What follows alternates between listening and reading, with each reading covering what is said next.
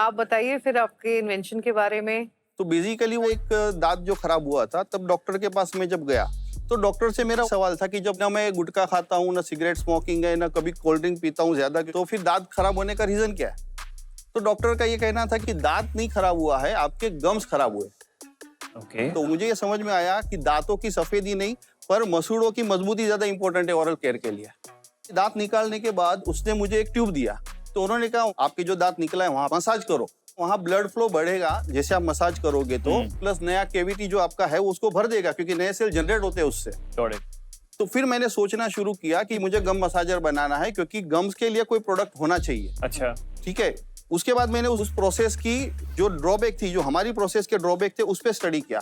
तो पता चला पहला ड्रॉबैक था कि हम आलसी होते हैं, हमको उस प्रोसेस में ज्यादा टाइम लगता है, टूथब्रश 2 मिनट में हो जाता है, तो लोग इसको अवॉइड करते हैं। सेकंडली, अपने हाथों से करने में लोगों को तकलीफ होती है क्योंकि आपकी स्किन पे बर्निंग सेंसेशन होता है जब आप कंटिन्यूस घिसते हो, क्योंकि दांतों के साथ इसका घिसना होता है। थर्ड बात होती है कि सलीवा आपके मुंह हाथ से निकलती है। हाँ जी, क्योंकि इसके अंदर कोई फॉर्मिंग एजेंट नहीं होते जो टूथ पाउडर आप यूज करते हो। हाँ जी। तो ये 3 प्रॉब्लम मेजर थे। ये 3 गंभीर समस्या है। हाँ, तो ये गम की 3 समस्याएं मेजर थी।